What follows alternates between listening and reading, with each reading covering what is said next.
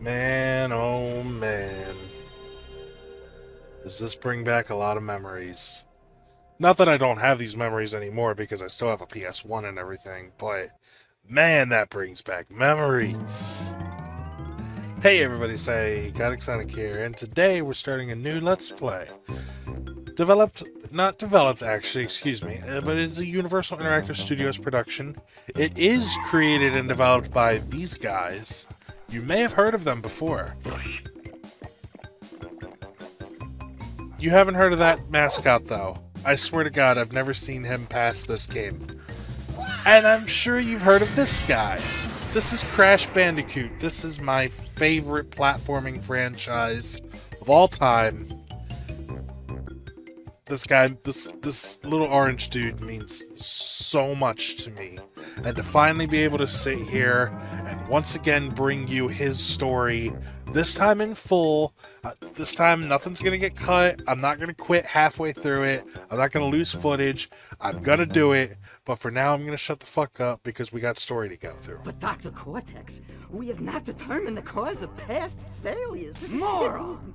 This Bandicoot will be my general, and he will lead my Cortex Commandos to world domination. This time I shall reign triumphant. We are closer than ever before. Quickly, into the vortex! But Dr. Cortex, the vortex is not ready. We have no idea what it could do. Failure again. Capture him! Uh-oh. Prepare the female bandit. Cortex, I want to know what you're preparing that female Bandicoot for.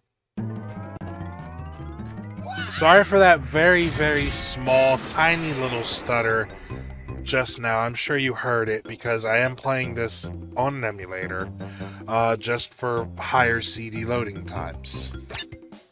Also, my capture card seems to hate me.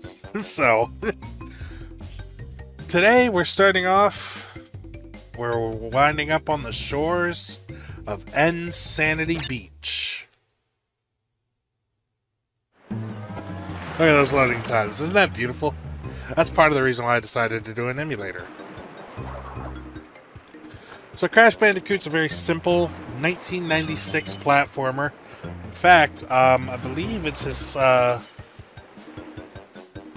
not too long ago, we passed his 27th anniversary, or we're getting close to it. I'd like to see that real quick.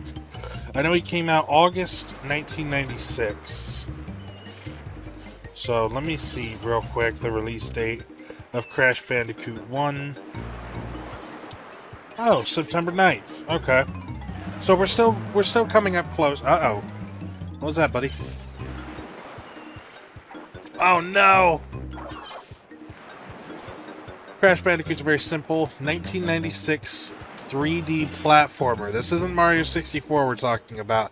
This is press X to jump, square and circle to spin, triangle to see your HUD, and that's it. Oh, and the D-pad moves. No fancy analog stick in 1996, so we gotta do this all with the D-pad. That makes this game just a tiny little bit harder. Although Crash 1 is probably one of the hardest games in the series, next to a game that didn't come out for another 25 years. So, we're not really counting Crash 4 at this point. So I haven't even explained, you know, first of all, these little fruits that we're picking up, I know they look like apples or mangoes or whatever you want to say they are, but no, they're completely fictional. They're Wumpa fruit, they're Crash's favorite fruit. This little mask that's following us around is I didn't collect it. It's a witch doctor's mask, Aku Aku. Serves as these 3 islands' protectors. There are 3 islands in this game. There is lore in Crash Bandicoot. Aku Aku will serve as a hit, so it's basically like a mushroom for Mario. And we've collected 2, so we'll get 2 free hits. Crash is very fragile without it. This is a checkpoint crate. Checkpoint. If we die, which we don't want to do, if we die, we'll respawn at this point. But I want to show you a fun little trick that I found. A fun little thing. So you heard how the music restarted, right? we're facing this direction, we get new music for us to go further deeper into the jungle. But if we turn around and we just take one tiny little step, we get the original beach music. So there's a trigger to play new music in this level, and I just think that's so cool that I never really thought about it too much.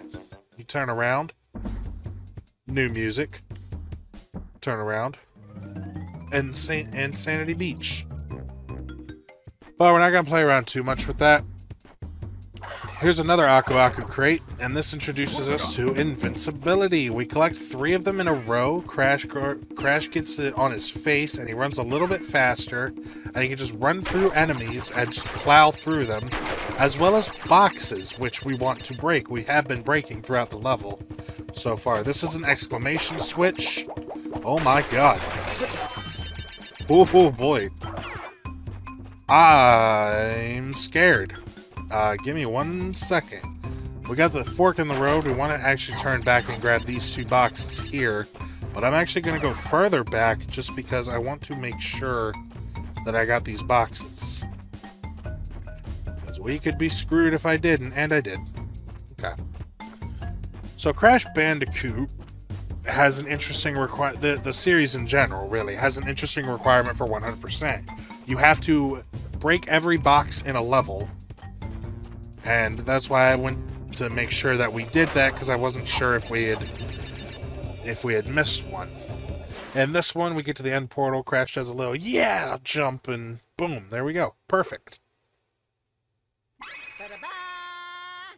I love that little noise he makes. So we are going to save our game. It's going to take a bit to read the card directory, just because there's nothing in there.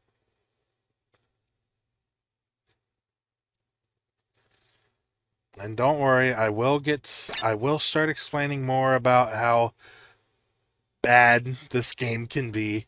I still think this game is fine. And in fact, for my personal biases, obviously, I think this game is better than Mario 64. I'm just going to say that right now. You can hang me up from the cross if you'd like. I shouldn't joke about that. I'm not religious. It's not fair. But yeah, I think I think Crash is better than Mario in general. Better than Sonic. I think Crash is probably the best mascot platformer. But again, I'm biased. The dude's extremely important to me. So Jungle Rollers is up next, and we already got the box gem in N-Sane Beach, so that introduces us to the fact we can break boxes. Guess what? We can't get the gem in this level yet. Not without doing some fancy footwork that I can't do, because that's usually done by like really skilled gamers, and I'm not a skilled Crash Bandicoot gamer. Despite what the rumors have led you to believe, I am not good at video games. So here's the thing. You see that little... Actually, you know what? I am going to try it. So you see that little green thing right there? Yeah. That's the green gem. Ordinarily, we would need the green gem to complete this, and we don't have it yet. But if we back up, we see that little ledge right up there, right? We can jump up there, and we can just barely see this iron spring crate. You guys can see that, right? There you go. Iron spring crate. If we jump up there and can do some fancy footwork, which we won't be able to see because the camera won't go up with us, we'll be able to break the 3 extra life crates that are up there. I am going to try this. I'm not going to promise that I'm actually going to succeed. But, yeah, I've never done this before, so... Alright, we have made it.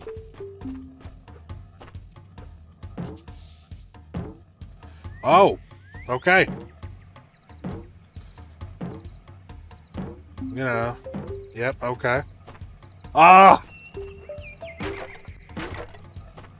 Okay, I'm gonna try one more time. Up. Come on. Hello. Look at that! Did you see that? Oh, that's actually... I didn't know I could do that. Yep, okay. I'm not gonna try to do this for too much longer.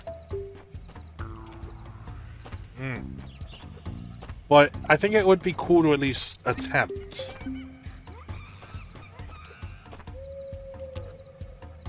But yeah, you have to do it blind, which is really the problem here.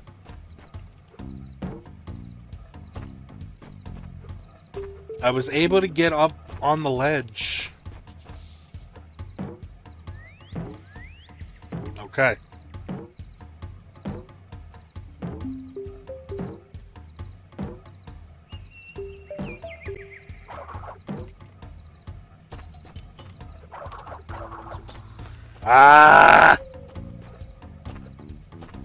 Like I said, there are 3 lives here. I want to see if I can get up to them.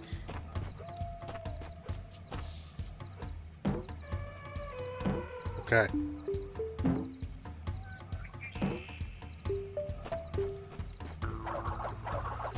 Nope, I can't do it. It's too blind. Yeah, there are 3 extra... One more try. I'm desperate, damn it. I'm desperate to actually do something cool.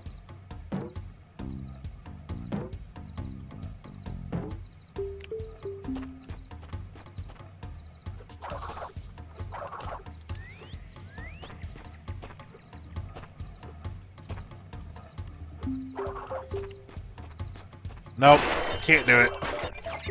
But you know what? That's fine. We'll be back here anyway for the, We'll be back here anyway for the green gem. Or, yeah, we'll be back here anyway for the gem. So I can't do that, which means I'm not good at this video game, but I can do this. It's one of my favorite little tricks. Oh, we lost an Aku. That's fine, though. So we've already got 11 extra lives, and we're getting really close to a 12th. This box right here contains the last of the 2 Tawna tokens, which are down there in the middle. That is the female Bandicoot's name, Tawna. That is canonically in this game. In this game's plot, Crash's girlfriend. And he's off to rescue her. She also provides a save point. Now, if she would put her arm down and stop posing like a model and come with me, I could just get her out of here and this game would be over. But no, she has to show off. I'm sure some people are into that, but Crash is too tired. He doesn't care. Tawna bonus rounds are one of the 3 save points that you can get in this game. You can't manually save. Well, you can, but you can't save whenever you'd like, which can be a bit of a problem. But really the problem is trying to go for 100%, which I'll explain more once we get into the next level. I can't believe I spent like 5 minutes trying to do that trick, and I didn't even get anything for it. Oh well, shit happens. The Great Gate is up next, and it's another level that, unless we have really, really fancy footwork, we can't get the box gem in. Which, again, that's fine. So let's talk about those box gems, shall we? There are 26 gems in Crash Bandicoot 1, corresponding to the 26 normal levels. And the 5 boss levels. Oh my god, I didn't know there was a life up there.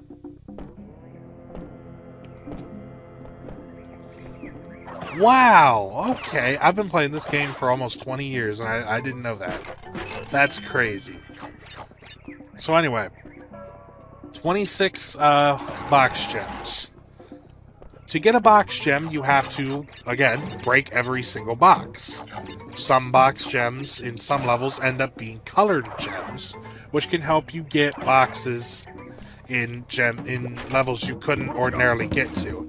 Like in this level, at the end of the level, we'll need the yellow gem. Come on. Yeah. There's the second Tawna token. Here comes the problem with collecting boxes, though, is that Crash 1 has a really stupid requirement.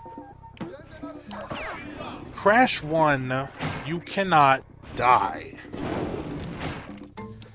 Let me rephrase that while I, you know, adjust myself and also wait. You can die in Crash 1. You can die as many times as you'd like in Crash 1 and still collect a box gem, as long as you didn't break the first checkpoint before you did. I will be showing that off in the next level. Because that is a common myth that some people have, is that you have to do a perfect run, and the other myth is that, you know, once you collect the checkpoint, you can go back and break boxes from the beginning of the level, because the game also doesn't save your box progression when you get a checkpoint, which is really stupid and something that they changed in Crash 2. But also, this is the first game, so I can't really be too harsh on them. All I know is that I will be showing that off in the next level. The trick here to progressing past these yellow gem platforms is jumping on the edge of the end portal, which I can't do. I will show off a little speedrun clip here.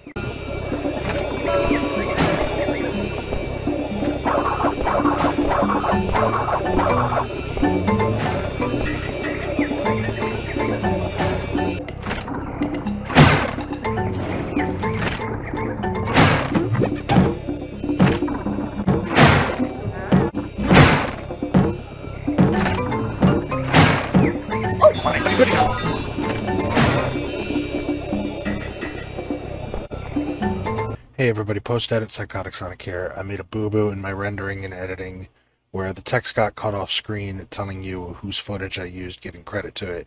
So I'm rectifying that right now with another edit here, and that is Rabini was the Great Gate skip, jumping off the portal with that tricky movement.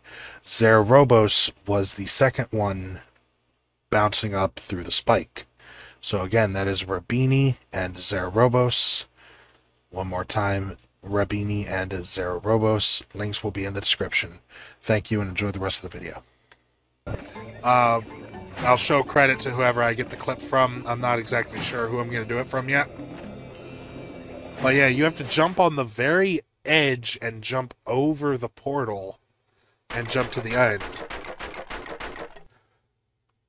All to get 8 boxes. But yeah, 100% in Crash 1 sucks. It is absolutely the worst part of this game. And it's the part where it makes me say, like, I don't know if I would recommend Crash 1 being somebody's first, you know, Crash game.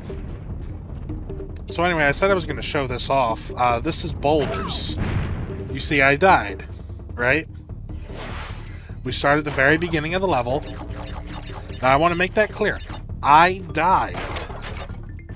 By all accounts and purposes, as I've been hyping it up, I should not be getting a box gem at the end of this level, no matter how many boxes I break.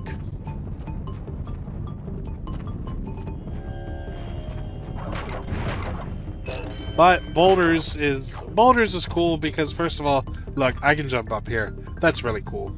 Second of all, it's basically like a big old Indiana Jones reference, probably. And third of all, it's the beginning of, it's the very first introduction of one of the staples of the Crash series, a chase level.